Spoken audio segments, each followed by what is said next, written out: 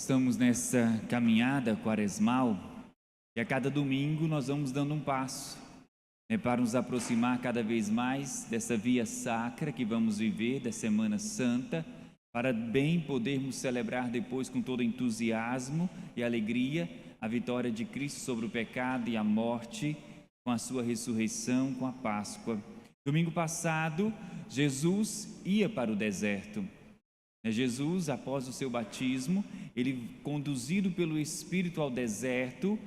Deserto, nós falávamos sobre isso, é o lugar do silêncio, o lugar da oração, o lugar também da tentação, o lugar da provação, o lugar também onde Deus fala ao nosso coração. E nós somos conduzidos assim pela liturgia a também vivermos esses 40 dias com Jesus no deserto. Num tempo de provação, num tempo também de penitência, de mortificação, de jejum, de silêncio, onde muitas vezes vamos experimentar também as tentações, as provações, porque é assim, quando nós nos propomos a uma conversão, quando nós nos propomos a uma mudança de vida, vem as tentações, vem as provações. Mas a vida não é feita só de deserto, a vida não é feita também só de cruz, só de sofrimento. Em meio aos desertos da vida, em meio às vias dolorosas, encontramos também muitos momentos de Tabor. E hoje, Jesus escolhe Pedro, João e Tiago e sobe com eles para o Monte Tabor, esse lugar da transfiguração, esse lugar da glória, esse lugar da manifestação da Santíssima Trindade, do amor do Pai, da glória de Deus manifestada através da nuvem, da Shekinah. E assim também na nossa vida existem momentos também de glória, momentos também de luz. E é bonito que o Evangelho começa dizendo que Jesus subiu a montanha para rezar. Nós estamos acompanhando nesse ano C, do nosso ciclo litúrgico, onde no domingo nós ouvimos o evangelista São Lucas, e São Lucas enfatiza muito a dimensão do Cristo orante. São Lucas sempre coloca Jesus em oração antes de grandes momentos. Jesus, para Lucas, sempre reza antes de tomar uma decisão. Jesus, aqui para Lucas, nós vamos perceber que Jesus foi rezar antes de chamar os 12. Jesus estava em oração quando foi batizado. Jesus estava em oração no momento da cruz, do Getsêmani, da agonia, e também aqui no Monte Tabor. Ele sobe esse monte para rezar, para estar a sós com o Pai, mas leva consigo Pedro, João e Tiago. Nós pegamos aqui alguns versículos anteriores. Jesus vai estar falando da sua glória e vai dizer assim, que muitos não iriam morrer antes de ver a glória do Filho de Deus. Por isso, Jesus se referia a Pedro, Tiago e João, que iriam contemplar a sua glorificação, essa antecipação da glória, uma antecipação da ressurreição. E esses mesmos 3 apóstolos, Pedro, João e Tiago, vão estar aonde? No Getsêmani, na agonia.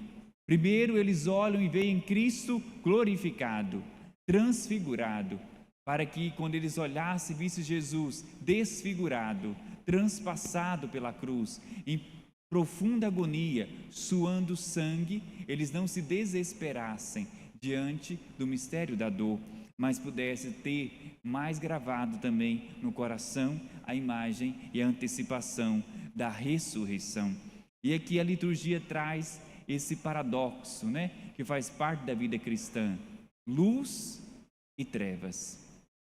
Ao mesmo tempo que Jesus sobe com os apóstolos para a transfiguração, para esse momento de luz, de epifania, de manifestação da Santíssima Trindade, assim como no batismo de Jesus nós ouvimos isso também, essa voz do Pai que diz: Tu és meu Filho amado, em ti coloco todo o meu querer. Esse Espírito que desce sobre Jesus em forma de pomba, e aquele momento preparou Jesus para iniciar a sua vida pública, preparou Jesus para os 40 dias no deserto, e agora mais uma vez, já no final da sua vida, já ali próximo à sua paixão, mais uma vez o Pai revela o seu amor a Jesus. Mais uma vez o Espírito Santo vem sobre o Senhor para que possa fortalecê-lo para ir até o fim, até cumprir também a sua missão. Você que está com o folheto, te convido a pegar aí a primeira leitura, leitura do livro do Gênesis, onde nós vemos aqui um pouco da história de Abraão.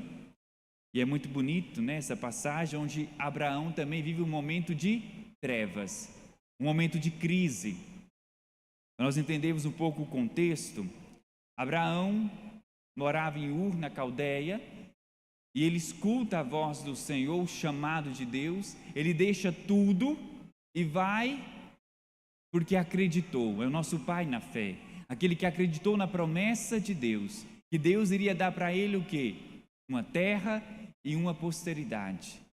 E aí Abraão passa 25 anos como peregrino, como um arameu errante, montando tenda, desmontando tenda, montando tenda, desmontando tenda. E passa 25 anos, nada de terra, nada de filhos. E Abraão é igual nós, né? Só esperou 25 anos, aí foi se queixar com Deus, né? Nós somos desse jeito, né? Só depois de 25 anos que a gente começa a se queixar. Uai, Senhor, está demorando, né? O Senhor prometeu e até agora, né? E Abraão começa a se queixar, né? Uai, cadê? Cadê a promessa do Senhor? E é bonito que Abraão está dentro da tenda, e também é noite, também é escuridão. E aí Deus diz a Abraão, né? Sai da tenda, né? Depois olha para o céu e conta as estrelas se fores capaz.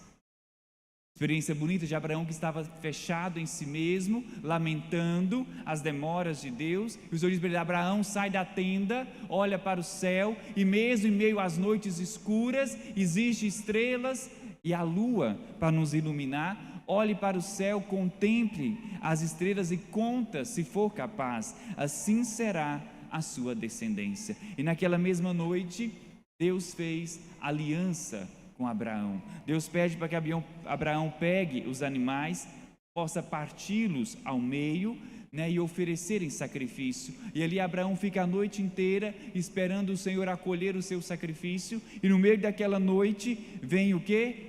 Um fogo, um raio de luz, e consome aqueles animais. E assim Deus acolhe o sacrifício de Abraão e faz aliança com Abraão.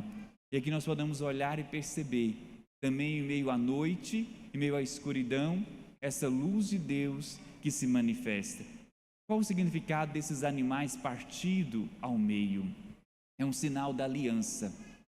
Quer dizer que se Deus não fosse fiel à aliança, se Abraão não fosse fiel àquela aliança, poderia acontecer com eles o mesmo que aconteceu com aqueles animais. Poderiam ser partidos ao meio. Quem é casado aqui, levanta a mão. Então, você fez uma aliança com a sua esposa, né? Com o seu esposo. Se você não for fiel, né? Pode te partir no meio, né? Já pensou se acontecesse isso hoje, né? Teria algumas pessoas partidas ao meio, né? Mas esse é o sinal profundo, né, da aliança. Se eu não for fiel, que eu morra, né? É um sinal de que Deus é fiel às suas promessas, mesmo que demore. Depois de 25 anos, né, e Abraão vê concretizar a promessa de Deus na sua vida.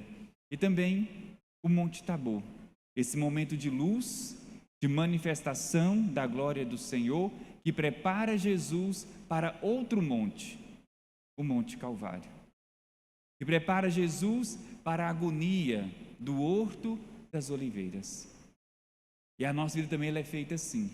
Nossa vida é feita de desertos, a nossa vida é feita de Getsêmani, a nossa vida é feita de Calvários, mas também a nossa vida é feita de Tabor.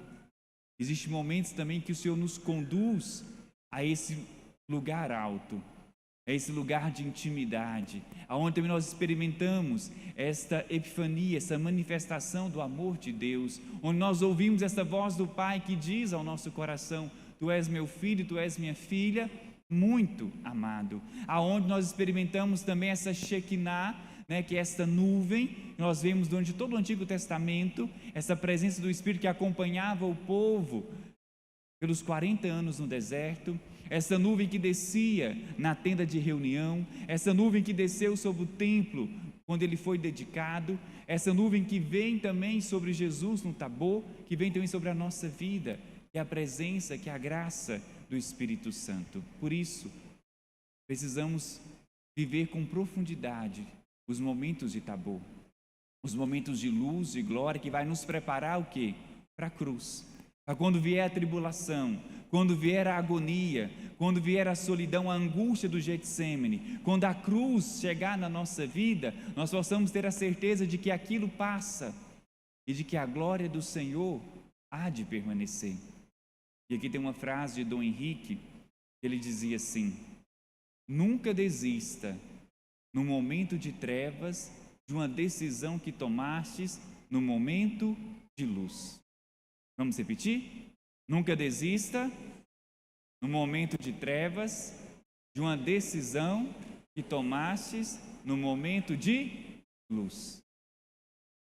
No momento de Tabor, quando o amor de Deus se manifesta, quando nós experimentamos da graça de Deus, quando nós decidimos pelo Senhor, quando nós também tomamos decisões definitivas na nossa vida, seja você no matrimônio, na sua vocação, no momento de luz, de revelação, de Tabor, não desista dessas decisões tomadas no momento de luz e um momento de trevas, porque a agonia passa, né? A Semana Santa vai passar, Sexta-feira da Paixão passa também, já o domingo de Páscoa, o 8º dia, é o dia que não termina, é o dia que começa na vigília pascal. Nós vamos viver esse dia durante 50 dias, até Pentecostes, um sinal de quê? De eternidade, um sinal de que a graça de Deus permanece em nossos corações. Por isso, se Deus nos fez uma promessa, como fez a Abraão, Ele vai cumprir. Nós precisamos o quê? Fazer também como Abraão fez, sair da tenda, olhar para o alto, olhar para o céu, e mesmo que seja noite, contemplar as estrelas, contemplar esta luz. Mesmo que seja noite, o Senhor se manifesta como esse facho de luz que acolhe aqueles animais em sacrifício. E assim nós cantávamos no Salmo, né? O Senhor é minha luz e salvação. E a luz que experimentamos do Senhor no momento do Tabor da nossa vida, da nossa história, vai também iluminar as trevas da nossa vida. Louvado seja o nosso Senhor Jesus Cristo. Em pé juntos professemos a nossa fé. Rezemos juntos pelo folheto. Creio em um só